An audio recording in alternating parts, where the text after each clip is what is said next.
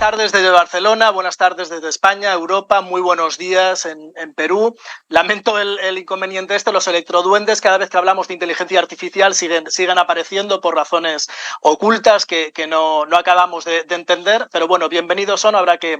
combatir también contra ellos. Bueno, en nombre de la Universidad de Barcelona, en nombre también del Colegio de la Abogacía de Barcelona, del Consejo General de la Abogacía Española y de NATI, que es la asociación de referencia en todo lo relativo a derechos digitales y a derecho digital, queríamos daros en primer lugar la bienvenida y en segundo lugar nuestro más sincero agradecimiento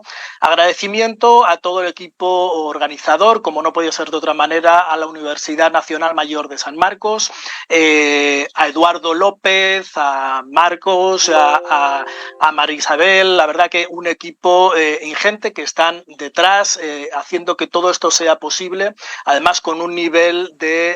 eficacia y de entrega a los hechos. Me remito, se ha colgado el cartel de sold out, no hay más invitaciones y estamos la verdad que muy satisfechos pues por las magnitudes y por el impacto que desde que constituimos esta iniciativa, ahora ya va a hacer ahora prácticamente un año por parte del Foro Iberoamericano de Derechos Digitales, estamos desempeñando. La verdad que hemos empezado en todo este proceso y no nos hemos dado cuenta de la vertiginosa velocidad que se está adoptando en todo lo que es la evolución del derecho digital, de los derechos digitales y en particular de los dos temas que hoy nos ocupan, de la protección de datos por un lado y de la inteligencia artificial por otro. Efectivamente, antes de ayer, el sábado 28, fue el Día Internacional de la Protección de Datos. Nosotros lo conocemos como Sandato, es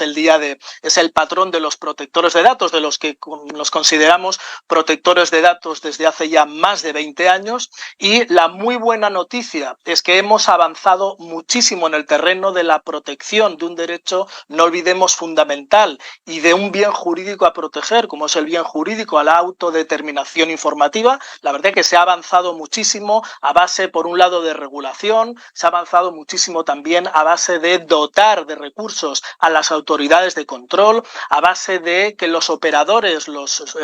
responsables que tratan datos de carácter personal se han concienciado, pero muy especialmente y sobre todo se ha conseguido avanzar evitando que esto sea el Far West, evitando que con nuestros datos se mercadee, evitando que con nuestra información nosotros seamos producto en vez de ciudadanos sujetos de derechos y de obligaciones, y por lo tanto se ha incrementado el nivel de reconocimiento de esos derechos fundamentales que nos asisten. Esa es la parte positiva. La parte que no tanto es que a día de hoy continúa habiendo flagrantes incumplimientos en materia de protección de datos por parte de lo que se han venido a llamar las grandes plataformas o lo que llamamos en petit comité los grandes señores feudales digitales, que son aquellos que se han inflado, que han conseguido reunir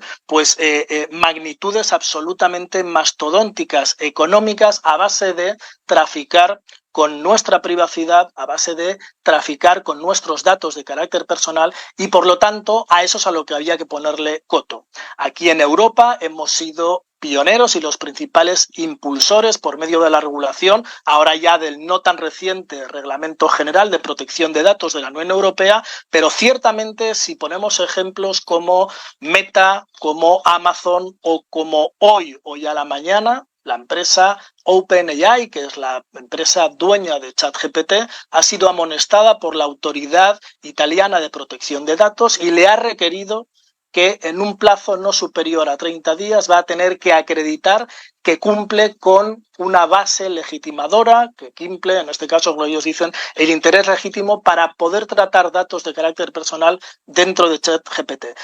O dicho de otra manera, lo que no puede ser es que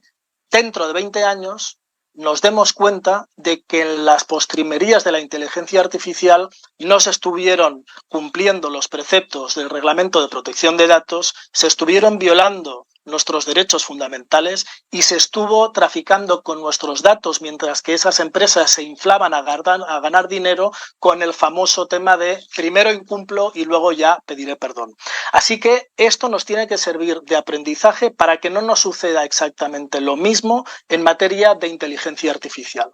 Hace escasamente un mes, en concreto el 9 de diciembre del pasado año, por cierto, un día antes del 75 aniversario de la Declaración de Derechos Humanos y unos poquitos días después del 45 aniversario de la Constitución española, se promulgó, hubo un acuerdo en Bruselas por parte del Parlamento Europeo, del Consejo y de la Comisión para regular la inteligencia artificial por primera vez en todo un continente, dentro del contexto global, dentro del contexto internacional. Y eso se hacía en contraposición del modelo asiático, del modelo chino, donde lo primero son los intereses del Estado y luego los intereses más allá, pues en este caso del individuo. Por cierto, el pasado 15 de agosto del 2023, China promulgó un reglamento donde se regulaba la inteligencia artificial y donde, por cierto, se reconocían determinados derechos a los individuos, cosa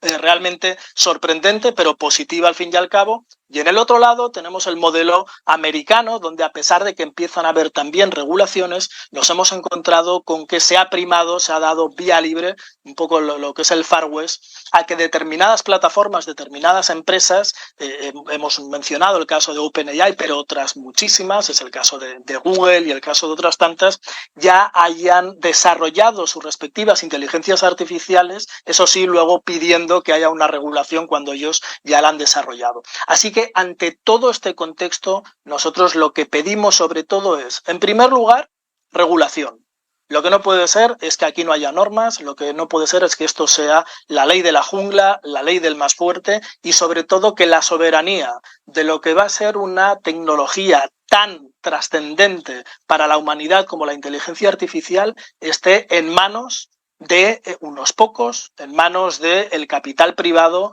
en manos de determinadas personas con intereses que pueden ser privados, legítimos, pero desde luego que no están alineados ni convergen con el interés general, ni pues con el interés de los estados, ni desde luego conculcan con una defensa a ultranza de los derechos fundamentales. Así que, en primer lugar,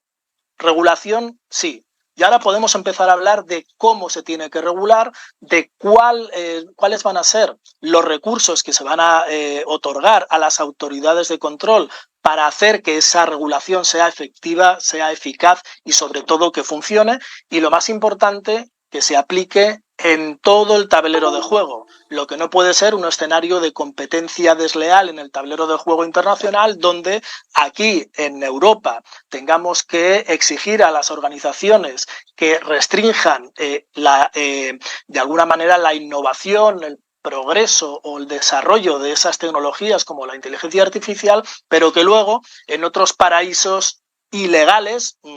donde no haya ningún tipo de regulación, pues puedan ir por libre y puedan hacer todo lo que aquí en la Unión Europea no se puede hacer. Ese es el principal motivo por el cual tuve el honor, el privilegio, en julio del pasado año, en la sede de las Naciones Unidas, de poder defender la conveniencia de un compromiso, de un tratado internacional para la Carta de Derechos Digitales, una carta que tiene que ser impulsada en el seno de las Naciones Unidas y que va a ser presentada en la próxima cumbre de futuro, en la cumbre de Portugal, ahora en septiembre del 2024, donde se van a repasar los ODS, los Objetivos de Desarrollo Sostenible, y donde se va a intentar promulgar pues esas normas de mínimos, donde todos los estados nos tenemos que poner de acuerdo en algo que